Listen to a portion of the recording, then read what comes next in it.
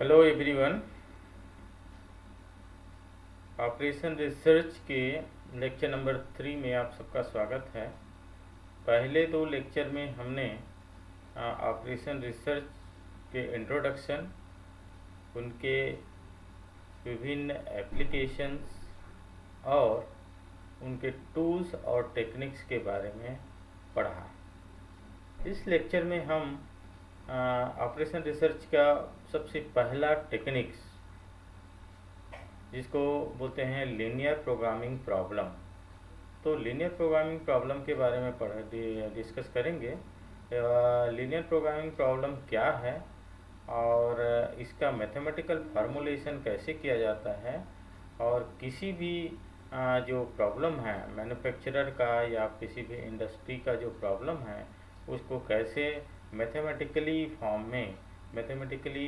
Linear programming problem के form में कैसे उसको मैथमेटिकल फार्मूलेट करते हैं उसके बारे में पढ़ेंगे, और अंत में एक एग्जाम्पल भी आपको बताएंगे। तो सबसे पहले आप आते हैं जनरल लीनियर प्रोग्रामिंग प्रॉब्लम। इसका डेफिनेशन के बारे में बताते हैं। तो लीनियर प्रोग्रामिंग प्रॉब्लम, तो नाम से स्पष्ट है लीनियर। तो लीनियर प्रोग्रामिंग प्रॉब्लम क्या होता है? साइमल्टेनियस इक्वेशंस का सेट होता है। लीनियर प्रोग्रामिंग प्रॉब्लम क्या होता है? साइमल्टेनियस इक्वेशन का सेट होता है, जो क्या करता है, जिसमें कंडीशंस होते हैं और साथ में एक फंक्शन होते हैं। तो जो कंडीशन होते हैं उसको बोलते हैं कंस्ट्रेंट, और जो फंक्शन होते हैं इसको बोलते हैं ऑब्जेक्टिव फंक्शन। तो what is definition? General linear programming problem, short में हम इसको LPP बोलते हैं। तो ये general linear programming problem include set of simultaneous linear equation which represent the condition of the problem and a linear function which express the objective function of the problem। तो यहाँ पे दो चीज़ें आई हैं। क्या है? लीनियर प्रोग्रामिंग प्रॉब्लम क्या है? Set of simultaneous equation which represent the condition of the problem. तो कोई भी प्रॉब्लम, इंडस्ट्रियल प्रॉब्लम से मतलब हमारा क्या है, कोई इंडस्ट्रियल प्रॉब्लम है या मैन्युफैक्चरिंग प्रॉब्लम है, तो उसके अंदर एक कंडीशंस आएंगे और साथ में क्या होता है, एक फंक्शन होता है जिसको हम बोलते हैं ऑब्जेक्टिव फंक्शन। तो ऑब्जेक्टिव फंक्शन और कंडीशन दो नए टर्म्स आए हैं, ठीक है। तो लीनियर फंक्शन, ऑब्जेक्टिव फंक्शन और कंडीशन क्या है इसके बारे में थोड़ा समझते हैं। तो linear function which is to be optimize. Optimize का मतलब हम पहले ही बता चुके हैं। ऑप्टिमाइज का मतलब क्या होता है? मिनिमाइज और मैक्सिमाइज। तो किसी फंक्शन को, लीनियर फंक्शन को ऑप्टिमाइज कर रहे हैं, इसका मतलब क्या है? फंक्शन को मिनिमाइज कर रहे हैं या मैक्सिमाइज कर रहे हैं। तो the linear function which is to be optimize is called objective function. तो जिस फंक्शन का ऑप्टिमाइज करना है, मतलब उसको या तो मिनिमाइज करना है या मैक्सिमाइज करना है, उस फंक्शन को हम बोलते हैं objective function. And condition of the problem के अंदर कुछ सम कंडीशंस होते हैं, उस कंडीशन को हम क्या बोलते हैं? क्या बोलते हैं? कंस्ट्रेंट्स। तो the object condition of the problem expressed as simultaneous equation are called constraint. तो यहाँ दो चीज़ें आपको डिफाइन हो गया। तो क्या हो गया? Objective function and constraint. तो mathematically general linear programming problem expressed as follows, ठीक है। तो find value x1 x2 up to and so on xn which optimize the linear function z equal to c1 x1 plus c2 x2 up to and so on plus cn xn. This is our objective function, and subject to constraint a11 x1 plus a12 x2 plus up to and so on a1n xn। यहाँ पे तीन inequalities आएंगी, less than or equal to greater than or equal to p1। इसी तरह से second constraint क्या होगा? a21 x1 plus a22 x2 up to and so on a2n xn less than or equal to greater than or equal to p2 up to and so on ai1 x1 plus ai2 x2 plus up to and so on ain xn less than or equal to greater than or equal to bi up to and so on। Lastly हम क्या लिख सकते हैं, am1 x1 plus am2 x2 plus up to and so on amn xn less than or equal to greater than or equal to bm। इसको बोलते हैं equation number 2। And non negative restrictions क्या होते हैं, x is greater than or equal to 0 where all aij's bij's and cij's are constant, ठीक है, and xj's are variable. तो यहाँ पे हमारा दो इक्वेशन हुआ। ये क्या हो गया हमारा ऑब्जेक्टिव फंक्शन, जिस फंक्शन को हम ऑप्टिमाइज करते हैं मतलब मिनिमाइज करते हैं या मैक्सिमाइज करते हैं, उसको बोलते हैं ऑब्जेक्टिव फंक्शन। और इसको हम नोटेशन देते हैं z से। तो z is equal to c1x1 plus c2x2 up to and so on cnxn is called objective function। Here c1 c2 up to and so on cn represent cost को represent करता है। तो x1 x2 और xn ये क्या है, variable है। जो मान लीजिए कोई मैन्युफैक्चरिंग कंपनी कोई आइटम प्रोड्यूस करता है, मान लीजिए x1 आइटम है, x2 एक आइटम है, इसी तरह से xn एक अदर तरीके से आइटम है। तो यहाँ पे क्या है कि x1 आइटम को प्रोड्यूस करने में हमको C1 प्रॉफिट होता है। इसी तरह से x2 आइटम को प्रोड्यूस करने में और सेल करने में हमको C2 प्रॉफिट होता है। इसी तरह से xn आइटम को के प्रोडक्शन करके उसको सेल करने में हमको cn आइटम मिलता है। तो टोटल जो प्रॉफिट हो जाएगा c1x1 plus c2x2 up to and so on cnxn। तो ये है क्या है हमारा ऑब्जेक्टिव फंक्शन। तो इसी को क्या करते हैं, या तो हम मिनिमाइज करेंगे या मैक्सिमाइज करेंगे। तो नेचुरली ये प्रोडक्शन से रिलेटेड प्रॉब्लम है, प्रॉफिट से रिलेटेड प्रॉब्लम है। तो इसलिए यहाँ पे हम प्रॉफिट को या ऑब्जेक्टिव फंक्शन को क्या करेंगे, मैक्सिमाइज करेंगे। मतलब प्रॉफिट को क्या करना है, मैक्सिमाइज करना है, ठीक है। तो सब्जेक्ट टू कंस्ट्रेंट, तो कुछ कंडीशंस होते हैं। मान लो मैन्युफैक्चरिंग इंडस्ट्री की मैन्युफैक्चरिंग प्रोडक्शन यूनिट का क्या होता है, कुछ कंडीशंस होते हैं कि इतने कुछ फिक्स्ड मतलब नंबर ऑफ आइटम से ज़्यादा आइटम वो प्रोड्यूस नहीं कर सकता। तो बहुत सारे कंडीशंस होते हैं। वो कंडीशंस भी किस फॉर्म में रिप्रेजेंट करते हैं, लीनियर फॉर्म में रिप्रेजेंट करते हैं। तो ये जो कंडीशंस हैं हमारे पास n कंडीशंस हैं, उसको हम बोलते हैं सब्जेक्ट टू कंस्ट्रेंट, और only we can say that constraints, okay. और साथ में देखिए प्रोडक्शन है, प्रोडक्शन से रिलेटेड है x1 x2 up to xn क्या कहलाता है, आइटम कहलाता है। तो कोई आइटम तो हमेशा, या तो हम कोई आइटम प्रोड्यूस नहीं कर रहे हैं तो 0 लिखेंगे, तो आइटम हमेशा पॉजिटिव होगा। नेगेटिव का कोई यहाँ पे मीनिंग नहीं होता, नेगेटिव प्रोडक्शन का कोई मीनिंग नहीं होता है। इसलिए यहाँ पे क्या कहलाता है, ये नॉन नेगेटिव रिस्ट्रिक्शंस कहलाते हैं, क्योंकि प्रोडक्शन आइटम हमेशा क्या होता है, एक पॉजिटिव होता है। तो यहाँ पे 3 चीज़ें आई है, objective function and constant and non negativity restriction. तो जिसमें a b और c ये सभी कांस्टेंट है, और x क्या होते हैं, वेरिएबल कहलाते हैं। तो यहाँ पे मैंने बताया आपको फंक्शन z क्या कहलाता है, ऑब्जेक्टिव फंक्शन कहलाता है। कंडीशन इक्वेशन नंबर 2 जो कंडीशन है वो क्या कहलाता है, कंस्टेंट कहलाता है। अब इसको हम मैट्रिक्स फॉर्म में भी रिप्रेजेंट कर सकते हैं। मैट्रिक्स फॉर्म में रिप्रेजेंट कर सकते हैं कैसे, optimize z is equal to C X, ठीक है।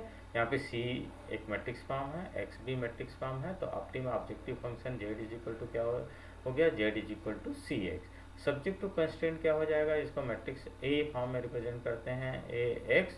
यहाँ पे जो कंडीशन, 3 कंडीशन है हमारे पास, 3 इनइक्वलिटीज है, less than or equal to greater than or equal to b, and x is greater than or equal to 0। तो ऑब्जेक्टिव फंक्शन क्या हो गया, z is equal to C x, subjective constant क्या हो गया, a x less than equal to or greater than और equal to B and x is greater than or equal to 0, ये non negativity restriction है। तो where A, what is A क्या है, ए आई जे matrix, ए आई जे है मतलब कोफिशिएंट मैट्रिक्स है जिनका ऑर्डर क्या होता है, एम क्रॉस एन, मतलब एम ऑर्डर एम रो और एन कॉलम का मैट्रिक्स ए। इसी तरह से C one C two up to C N क्या है, रो वेक्टर है, row vector capital C known C is known as price vector. मैंने बताया ना कि सी किसको रिप्रेजेंट करता है, कास्ट को, इसलिए सी वेक्टर को हम बोलते हैं प्राइस वेक्टर। और एक्स इक्वल टू ये कॉलम वेक्टर है x1 x2 up to xn। यहाँ पे हम थोड़ा सा ध्यान दीजिए, सी ये यहाँ पे हमने क्या बोला है, इसको रो वेक्टर बोला है, तो रो वेक्टर को स्मॉल ब्रैकेट में ऐसे रिप्रेजेंट करते हैं, वो क्या होता है, रो वेक्टर होता है। इसी तरह से स्क्वायर ब्रैकेट में जो वेरिएबल को रिप्रेजेंट करते हैं या जो वेक्टर को रिप्रेजेंट करते हैं उसको बोलते हैं कॉलम वेक्टर, ठीक है। तो इसी तरह से बी भी क्या होता है, स्क्वायर में है, इसलिए ये बी भी क्या है, कॉलम वेक्टर है। कॉलम वेक्टर को also known as requirement vector. तो ये जो है हम किसके फॉर्म में, मैट्रिक्स फॉर्म में, किसी भी लीनियर प्रोग्रामिंग प्रॉब्लम को मैट्रिक्स फॉर्म में भी रिप्रेजेंट कर सकते हैं। तो ऑब्जेक्टिव फंक्शन क्या हो जाएगा, z is equal to C x, subjective constant क्या हो जाएगा, A x less than or equal to B, A X is equal to B, A X greater than or equal to B and x is greater than or equal to 0, ठीक है। तो ये linear programming problem का matrix form है। अब हम किसी भी जो प्रॉब्लम है उसका मैथमेटिकल फार्मूलेशन करेंगे, एलपीपी जो है उसका क्या करेंगे, हम मैथमेटिकल फार्मूलेशन करेंगे। तो हम 3 स्टेप में इसको कंप्लीट करेंगे। स्टेप 1 में क्या करेंगे कि जो भी प्रॉब्लम है प्रोडक्शन यूनिट का या इंडस्ट्री का जो भी प्रॉब्लम है उसको हम अच्छी तरह से सिचुएशन को अच्छी तरह से स्टडी करके जो डिसीजन वेरिएबल होते हैं, यहाँ पे डिसीजन वेरिएबल एलपीपी में क्या होता है, x1 x2 x3 up to xn, ये क्या कहलाता है, डिसीजन वेरिएबल। तो हमको डिसीजन वेरिएबल को आइडेंटिफाई करना है, ठीक है। तो ठीक है, सेकेंड स्टेप में डिसीजन वेरिएबल को आइडेंटिफाई करेंगे। थर्ड स्टेप में क्या है, कंस्ट्रेंट मतलब कंडीशंस क्या है, ठीक है। तो कंडीशंस होते हैं, सर्टेन कंडीशन दिए रहते हैं, उस कंडीशन को भी क्या करना है, आपको आइडेंटिफाई करना है। और साथ में आपका ऑब्जेक्टिव फंक्शन, वो जिसको ऑप्टिमाइज करना है, जिसको मिनिमाइज करना है या मैक्सिमाइज करना है, उसको भी हम आइडेंटिफाई करेंगे। Objective function of the decision variable, identify constraint and objective function of the decision variable. तो 3 स्टेप में हम किसी भी एलपीपी का मैथमेटिकल फार्मूलेशन कर सकते हैं, ओके। तो आइए देखते हैं एक एग्जाम्पल नंबर 1, राइट। तो इसको हमारा 3 स्टेप में इसको हम फार्मूलेशन का काम कंप्लीट करेंगे।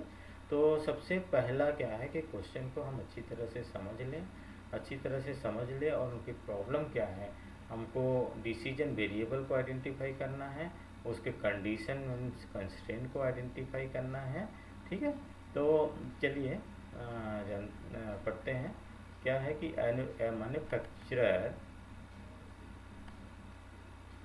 Manufacturer of A line of patent medicine is preparing a production plan on machine A and B. There are sufficient ingredients available to make 20,000 bottles of A and 40,000 bottles of B, but there are only 45,000 bottles into which either of machines can be put. Furthermore, it takes 3 hours to prepare enough material to fill 1,000 bottles of A. It takes 1 hour to prepare enough material to fill 1,000 bottles of B, and there are 66 hours available for this operation, the profit of the profit is rupees 8 per bottle of A and rupees 7 per bottle of B. So what is our problem? A, formulate this problem as linear programming problem, that is LPP.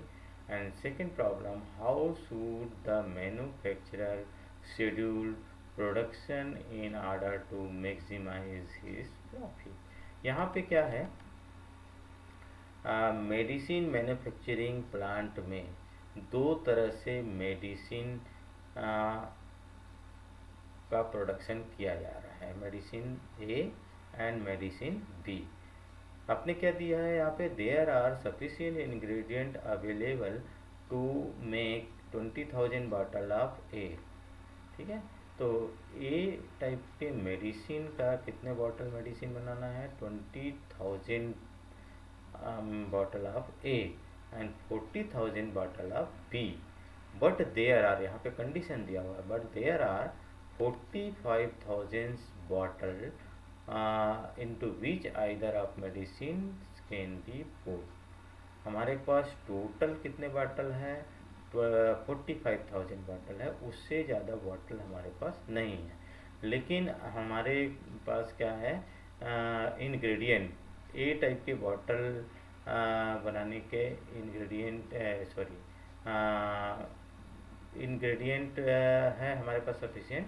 तो ए bottle of ए कितना बनाना है, ए bottle को 20,000 बना सकते, capacity हमारी कितनी है, bottle ए की कैपेसिटी 20,000 है और बॉटल बी की कैपेसिटी कितनी है, 40,000 है। बट हमारे पास ओनली कितने हैं, 45,000 बॉटल्स हैं। तो यहाँ पे बॉटल्स का कंडीशन है, लिमिटेशन है 45। दोनों टाइप के बॉटल, ए बॉटल और बी बॉटल को मिला के हमारे पास 45,000 से बॉटल अधिक नहीं है, ये कंडीशन हो जाएगा। इसी तरह से बट टाइम कितना लेता है फिल करने का, 1,000 बॉटल ऑफ ए को फिल करने में कितने आवर लगता है, 3 आवर लगता है। और 1,000 बॉटल ऑफ बी को फिल करने में 1 आवर लगता है। और हमारे पास कितने आवर है, ओनली 66 आवर अवेलेबल है this operation, for this operation. ठीक है, तो टोटल आवर का कंडीशन है 66 आवर। टोटल बॉटल कितने हैं, 45,000 से ज़्यादा बॉटल हमारे पास नहीं है। और हमारे पास टाइम कितना है, टाइम रिस्ट्रिक्शन है 66 आवर। ठीक है, तो देयर इज प्रॉफिट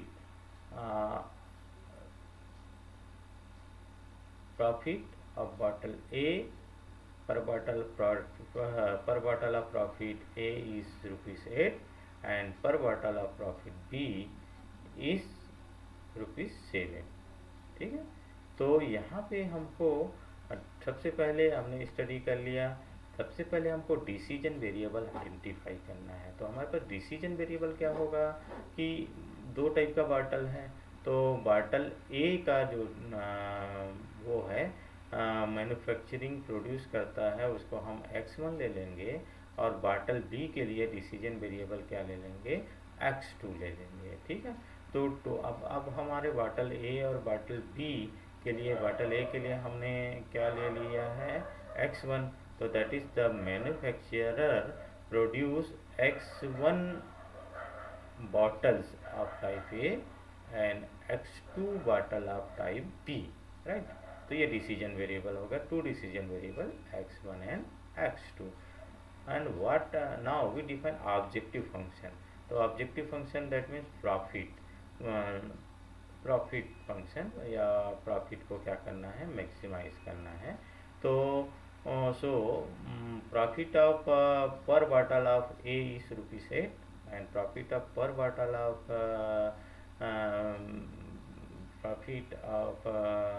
पर bottle profit of bottle B is rupees 7। तो हमारे पास x1 bottle x1 A type bottle x1 है और बी टाइप बॉटल x2 है। तो प्रॉफिट क्या हो जाएगा, 8x1 plus 7x2।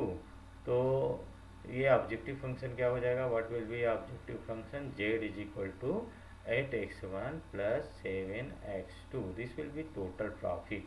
And what is our aim, what is our aim, our aim is to maximize the total profit. Z is equal to 8x1 plus 7x2. Now what are the two conditions, what are the two restriction? First restriction क्या है, bottle का restrictions है, only 45 bottles can be produced by manufacturer, तो 45,000 से ज़्यादा नहीं होना चाहिए. And what are time restriction, 66 hour. तो the time required to prepare x1 bottle of medicine A, the time required to prepare x1 bottle of medicine A will be 3x1 upon 1000 hour. क्योंकि यहाँ पे दिया हुआ है, आपको क्या दिया हुआ है, 3 our, it takes 3 hours to prepare enough material to fill 1000 bottle. तो 3 आवर लेता है, तो 3x1 पर बॉटल में निकालना है, तो क्या हो जाएगा 3x1 अपन 1000 आवर. इसी तरह से the time required to prepare x2 bottle of medicine B will be x2, इसमें 1 आवर ले रहा है फिल करने में, तो क्या हो जाएगा 1 into x2 that is x2 upon 1000 hour. And total hour क्या है आपके पास, the total time required to prepare x1 bottle of medicine A and x2 bottle of medicine B, ये दोनों का समअप हो जाएगा 3x1 upon 1000 plus x2 upon 1000 our.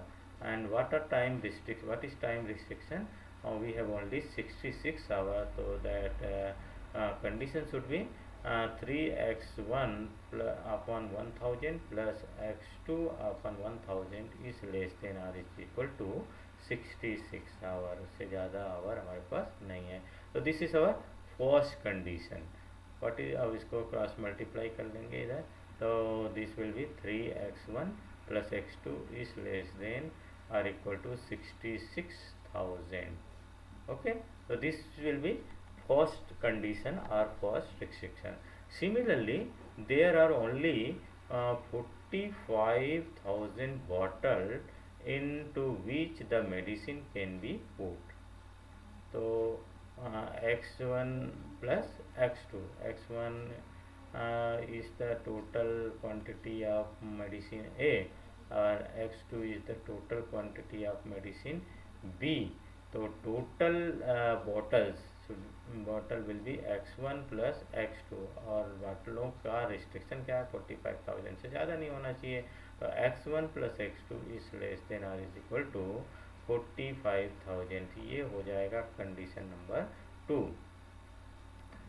There are और क्या दिया हुआ है, there are sufficient ingredient available to make 20,000 bottle of A and 40,000 bottle of B. तो और रिस्ट्रिक्शन क्या हो जाएगा, x1 that is for medicine A is less than or is equal to 20,000. Similarly x2 is less than or equal to 40,000. तो आपने सारा objective function और conditions या रिस्ट्रिक्शंस को डिफाइन कर लिया है. तो hence linear programming problem of the given problem is as follows. Maximize z, क्योंकि प्रॉफिट को क्या कर रहे हैं, मैक्सिमाइज कर रहे हैं, तो this will be our objective function. Maximize z is equal to 8x1 plus 7x2 and subject to constant, मतलब कंडीशंस क्या हो जाएंगे. First condition 3x1 plus x2 is less than or equal to 66,000 and x1 plus x2 is less than or equal to 45,000. x1 is less than or equal to 20,000, x2 is less than or equal to 40,000, and non-negativity restriction will be x1 and x2. Non-negativity restriction x1 x2, okay, x1 x2 non negativity restriction आपका क्या हो जाएगा, x1 is greater than or equal to 0 x2 is greater than और equal to 0। ये क्या है, इसका मतलब क्या है कि हम x1 यूनिट मेडिसिन ऑफ ए, मतलब मेडिसिन ए का जो यूनिट है वो x1 लें, तो ये प्रोडक्शन, कोई भी प्रोडक्शन नेगेटिव नहीं हो सकता है, इसलिए क्या है ये नॉन नेगेटिविटी रिस्ट्रिक्शन कहलाता है। तो ये क्या है, आपका कोई भी प्रॉब्लम है, इंडस्ट्रियल प्रॉब्लम से मतलब यहाँ पे हमारा इंडस्ट्रियल प्रॉब्लम है, तो इंडस्ट्रियल प्रॉब्लम का हम एलपीपी के फॉर्म में मैथमेटिकल फार्मूलेशन किया, और ये जो हमारा चीज़ है ये मैथमेटिकली हम इसको डिफाइन करते हैं लीनियर प्रोग्रामिंग प्रॉब्लम। तो ये हो गया आपका लीनियर प्रोग्रामिंग प्रॉब्लम का मैथमेटिकल फार्मूलेशन। तो नेक्स्ट लेक्चर में हम कुछ बेसिक्स इनके सोल्यूशन है, ये तो हमने सिर्फ फार्मूलेट किया है, तो इसका हम क्या दिखाएंगे, इसका सोल्यूशन भी निकालना पड़ेगा। तो सोल्यूशन के बहुत सारे मेथड्स होते हैं। तो पहला मेथड है ग्राफिकल मेथड और दूसरा है सिंप्लेक्स मेथड। तो ग्राफिकल मेथड में आपके सिलेबस में नहीं है, डायरेक्ट हम सिंप्लेक्स मेथड बताएंगे। इसके सोल्यूशन एलपीपी के सोल्यूशन का फर्स्ट मेथड है सिंप्लेक्स मेथड, तो उसके बारे में नेक्स्ट लेक्चर में डिस्कस करेंगे। उससे पहले कुछ basics of simplex method we should learn some basic of simplex method, ठीक है। तो ये आज का लेक्चर इतना ही ख़त्म करते हैं, नेक्स्ट लेक्चर में हम आगे बताएंगे। Okay, thank you.